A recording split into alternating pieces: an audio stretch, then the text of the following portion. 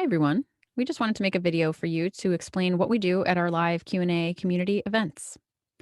So, Sarah, why are we doing these events? What was the purpose when we started? Well, one thing that we know is when you're struggling with food and body image, it can feel like a really isolating problem to have. Maybe people around you don't understand. Maybe you feel like you're the only one.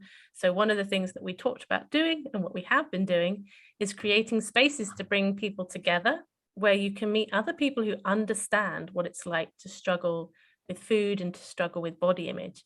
And I feel like one of the biggest blocks of changing and undoing some of this stuff is the shame element, right? And we think that we're the problem and we're the only one who feels and acts and behaves this way around food.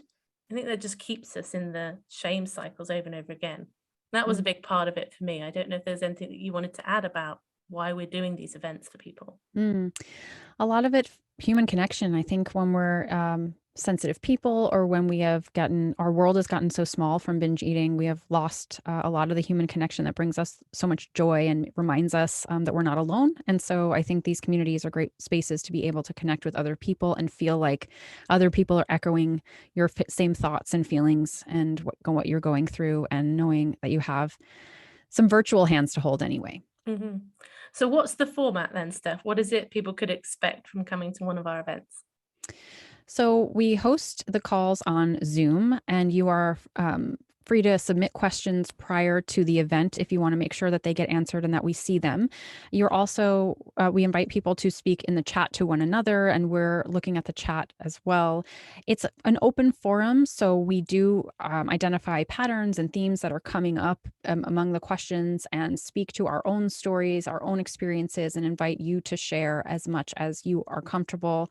And the conversation is meant to be that, a conversation. There's no formal structure. It's just a place to come and talk for 2 hours for whatever comes up.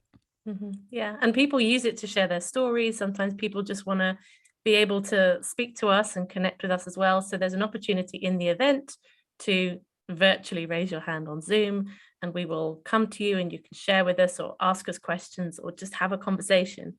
We really do recommend, though, if there is a topic that feels really important to you for us to address, is to submit it in advance, because sometimes if things are going on in the chat and Steph and I are talking as well, we might miss something important. hmm Yeah. And I also wanted to say a word about the privacy, because if you come to these events, you are welcome to have your camera on and have your name on screen. These recordings are not, sorry, these calls are not recorded, so they will not be available after the live event due to privacy features. We don't want these calls in anyone else's hands, so you can rest assured that this is not recorded. But you also are invited to come and leave your camera off and have no name on the screen and remain anonymous and just listen if you feel that you're not ready, or not wanting to share your own story or your own face with the rest of the group. That's fine too. Everyone is welcome to attend. And it's normally a bit of a mix in terms of people who have their cameras on and people who have their cameras off.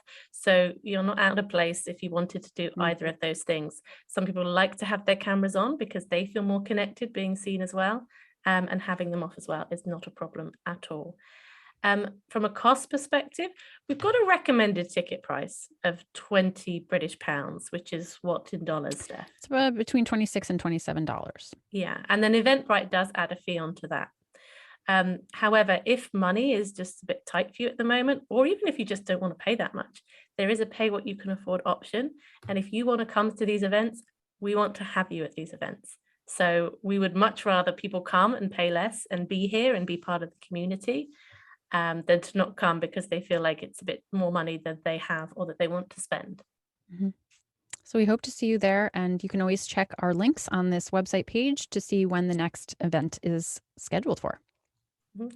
Great. Hope to connect with you soon.